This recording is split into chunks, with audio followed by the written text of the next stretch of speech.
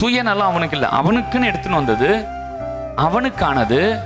ஆனா அது தேவனுக்கு தேவைப்படுகிறதுன்னு சொன்ன போது எதையுமே யோசிக்காம அவன் கொடுக்கறான்.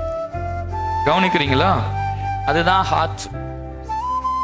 அதனாலதான் அவன் ஹிஸ்டரியில வரான்.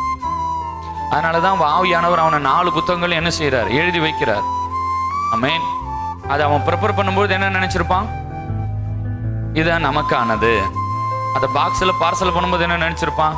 இது நமக்கானது. ஜபம் நடந்துட்டு இருக்கும்பொழுது அவனுக்குள்ள என்ன இருக்கும்?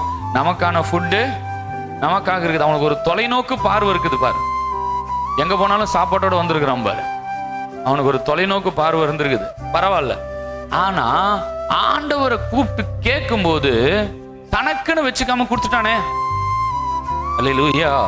அப்ப அவனுடைய இருதயம் எப்படிப்பட்ட இருதயமா இருக்குதுன்னா, கேட்கிறவர் அவரானால் எனக்கானதா இருக்கிறதை கூட நான் கொடுக்க முடியும்.